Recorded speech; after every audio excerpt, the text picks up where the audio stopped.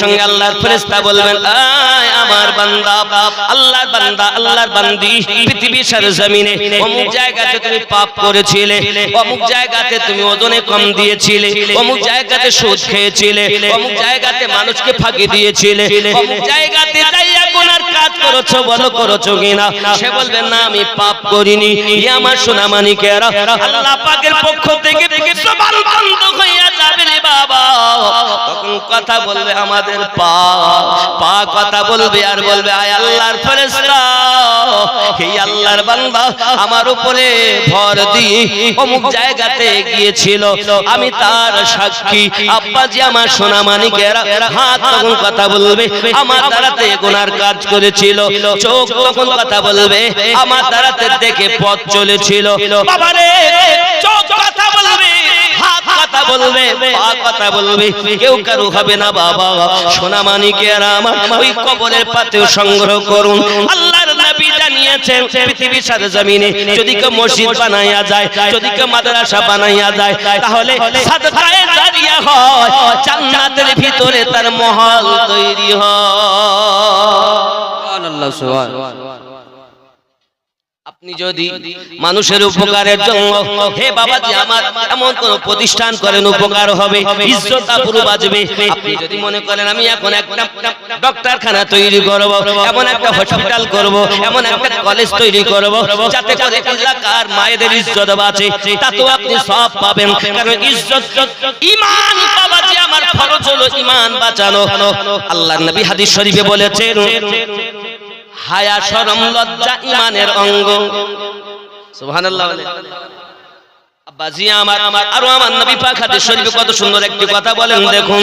প্রিয় নবী সাল্লাল্লাহু আলাইহি ওয়াসাল্লাম জানিয়েছেন, এই সরজমিনে, হে বাবাজি আমার, রাসূল করিম সাল্লাল্লাহু আলাইহি ওয়াসাল্লাম জানিয়েছেন কত সুন্দর কথা। মুসলমান সেই ব্যক্তি,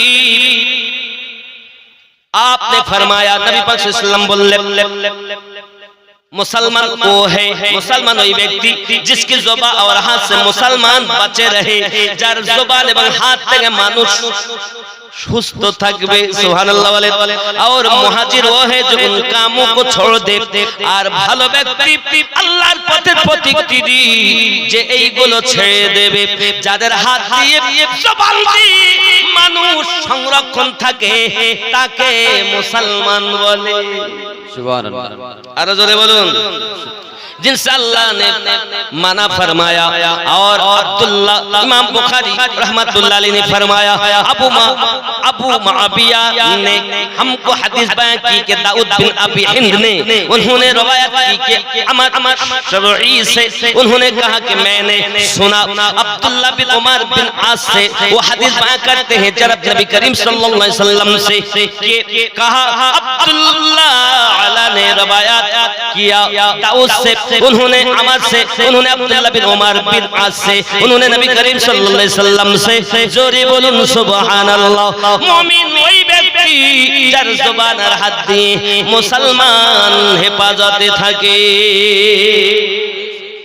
তাহলে আপনি জবান দিয়ে এমন কথা বলবেন না যে আপনার আর এক মুসলমান কষ্ট পায়, হাত দিয়ে এমন কাজ করবেন না যা দিয়ে আর এক ভাই কষ্ট পায়।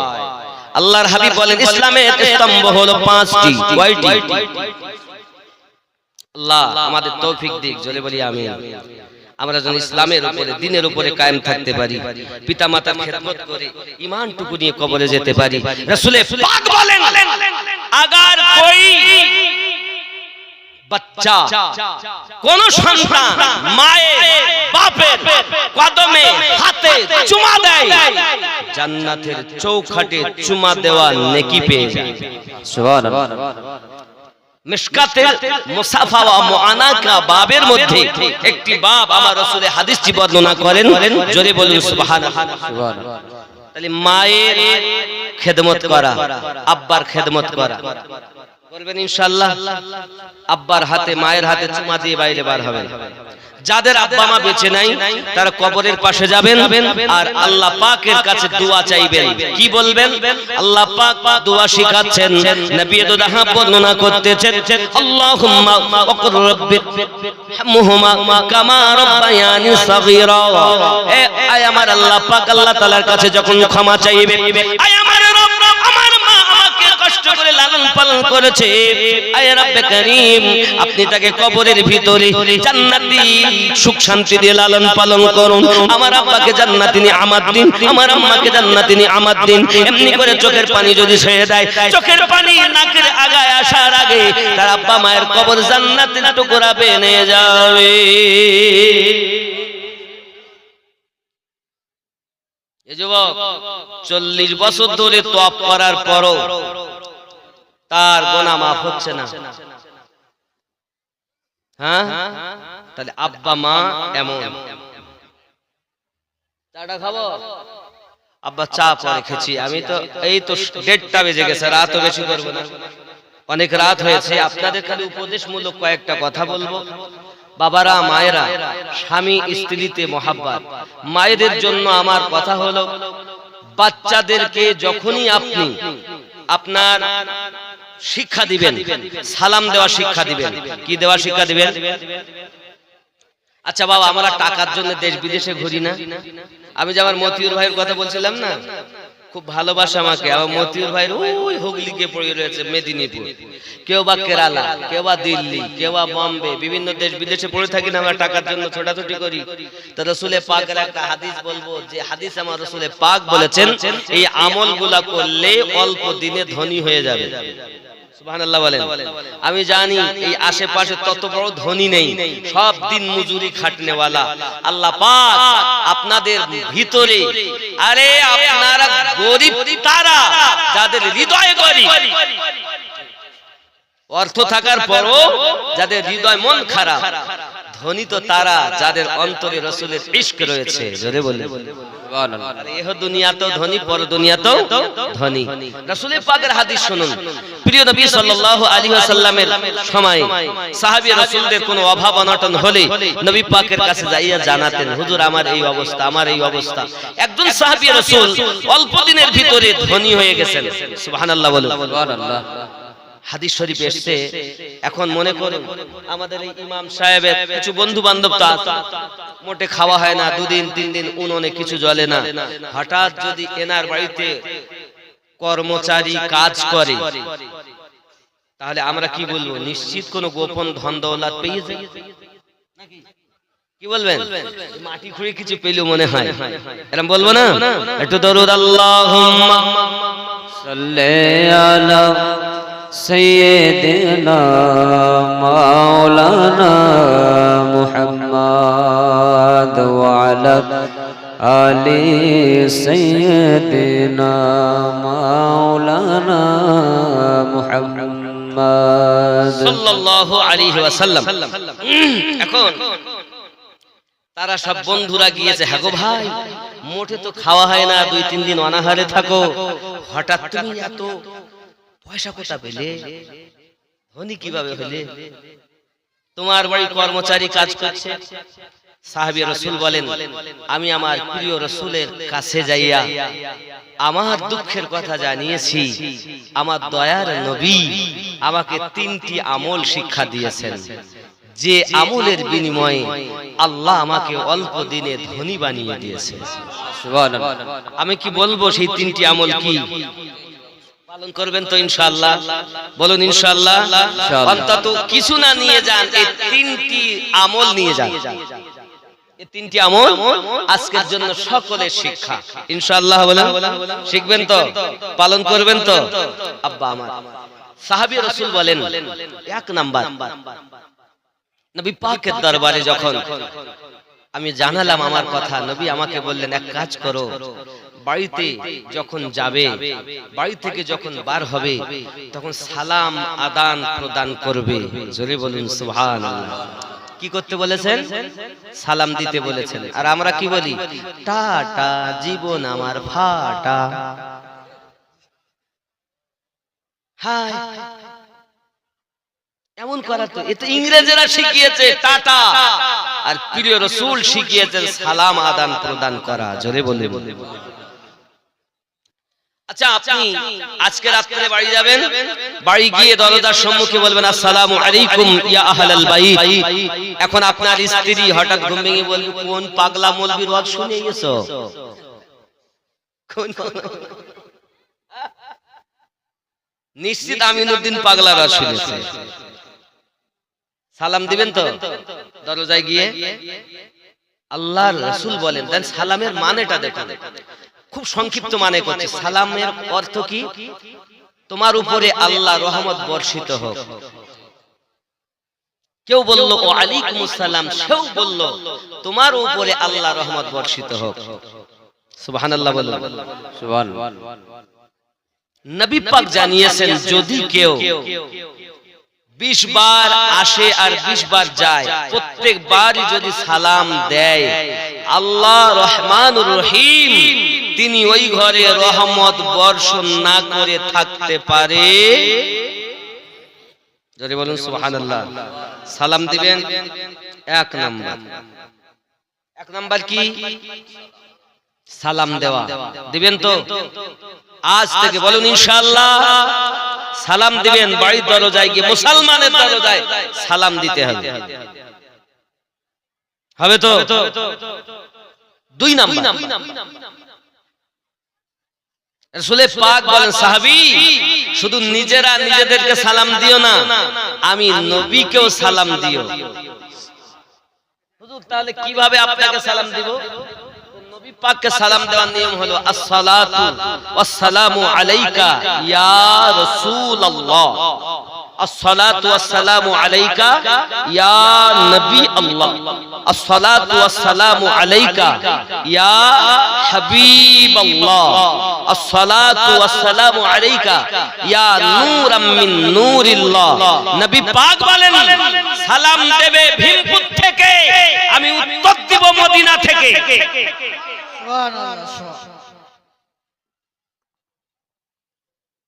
তাহলে মাওলানা সাহেব আমাকে সালাম দিলেন, বললেন তোমার প্রতি আল্লাহর রহমত বর্ষিত হোক। আমিও উত্তর দিলাম তোমার প্রতি আল্লাহর রহমত বর্ষিত হোক। তা আমার নবী যদি বলেন যে উম্মত তোমার উপরও আল্লাহর রহমত বর্ষিত হোক, তা আমার দোয়া কবুল হবে আগে না নবীর কথা কবুল হবে আগে? এই জোরে বলুন। প্রিয় রাসূল বলেন, ওই ঘরে আল্লাহ পাক রহমত নাজিল না করে থাকতে পারে। দুটো হলো, অল্প দিনে ধনী হওয়া। কত বাপ বেটাকে মেরে ফেলে এই টাকার লেগে। কি বলে? মাসকে মাস বিবির সঙ্গে দেখা হয় না, এই টাকা পয়সার জন্য বিদেশে পড়ে আছে। বাচ্চা ফেলে, বিবি ফেলে, বাপ মা ফেলে বিদেশে পড়ে আছেন অর্থের জন্য। আমার নবী পাক বলেছেন, সালাম দিলে 1 নাম্বার কাজ কি? সালাম আদান আজ থেকে দিবেন যদি আপনি ধনী হতে চান। 2 নাম্বার, নবী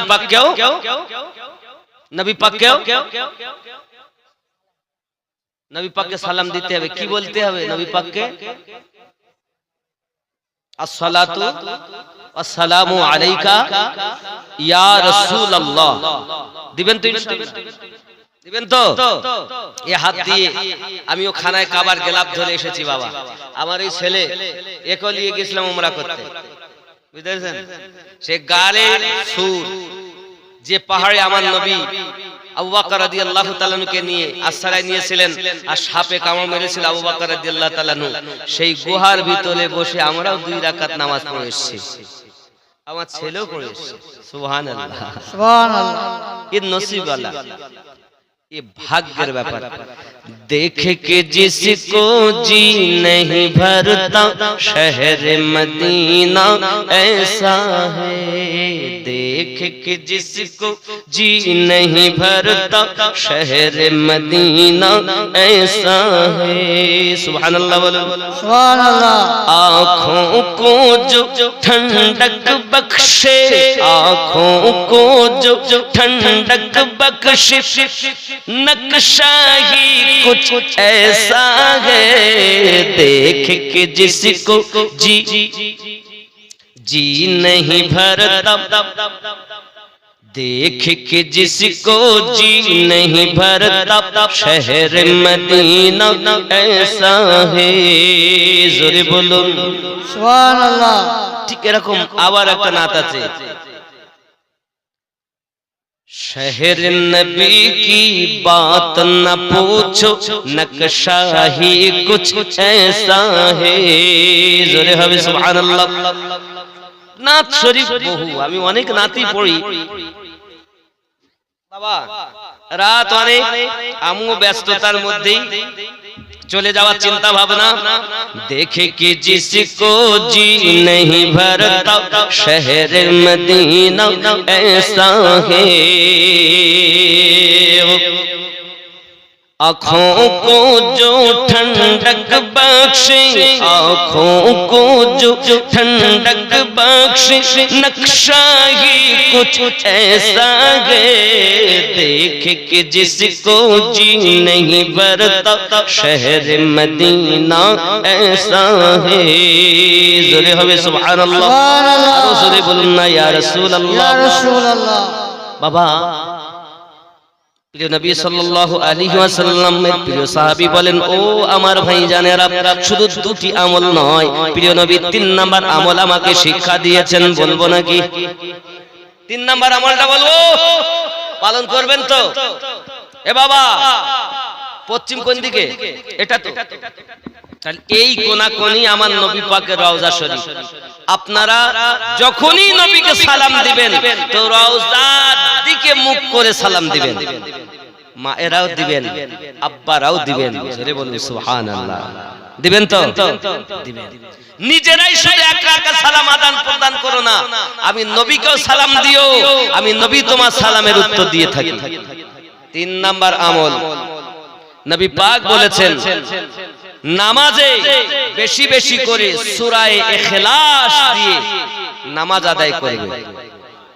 কুল হু আল্লাহু আহাদ আল্লাহুস সামাদ, এই সূরাটি দিয়ে নামাজ আদায় করবে। সাহাবী রাসূল বলেন, এই 3টি আমল আমাকে আমার প্রিয় রাসূল দিয়েছেন। এই 3টি আমল পালন করার অল্প দিনের মধ্যে আল্লাহ আমাকে গায়েবী খাজানা দিয়ে মাদাদ দিয়েছেন। যে ঘরে উনুনে আগুন জ্বলতো না, আজ সে বাড়িতে কর্মচারীতে কাজ করে। জোরে বলুন, আমল পালন করবেন। আল্লাহ আমাদের বুঝ শক্তি দিক। একটু সালাম পড়ুন ইয়া নবী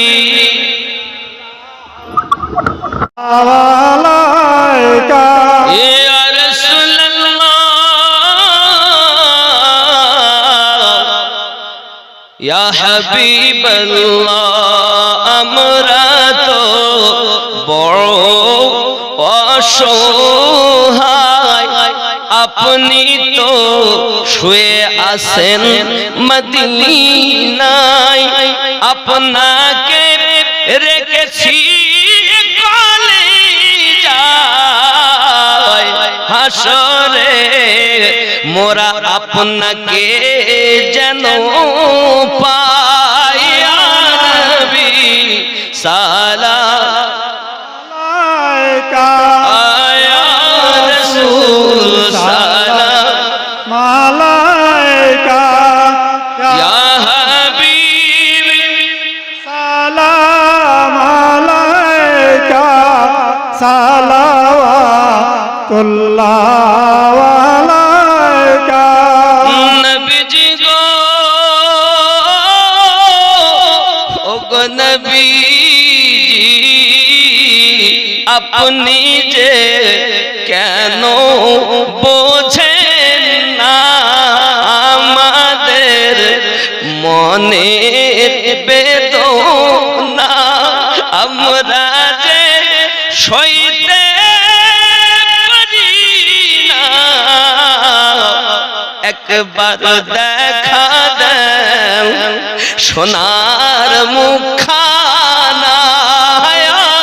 নবী সালাম আলাইকা ইয়া রাসূল মালাইকা ইয়া হাবিব সালাম আলাইকা সালাওয়াতুল্লাহ আলাইকা। দরদি গো, ও গো উম্মতের দরদি, প্রাণের নবীজি মা বাবা হারায়া দাঁড়াইলেন তায়েফে যায়া, তায়েফে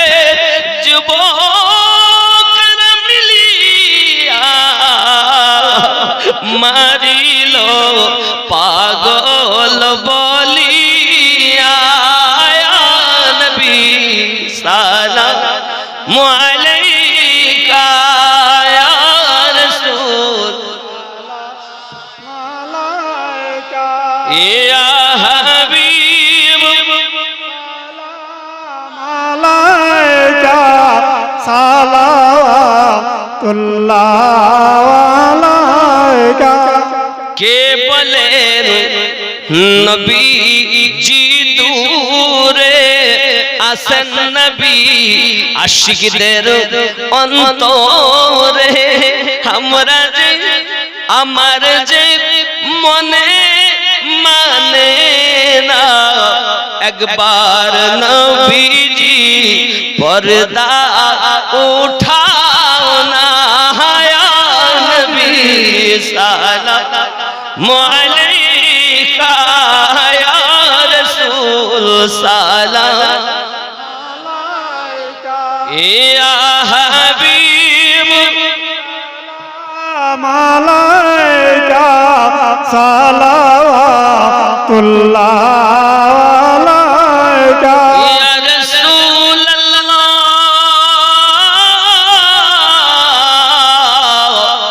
উম্মতের দরদি ইয়া হাবিবাল্লাহ তুমি যে ঘুমাও না রাতে দেখা দাও আশিকদের সাথে ডেকে নাও নবী তোমার রওজাতে দরুদ সালাম দিতে ইয়া নবী সালাম আলাইকা ইয়া রাসূল মালাইকা ইয়া হাবিব সালাম আলাইকা সালাওয়াতুল্লাহ আলাইকা। সাইয়্যিদি ইয়া রাসূলুল্লাহ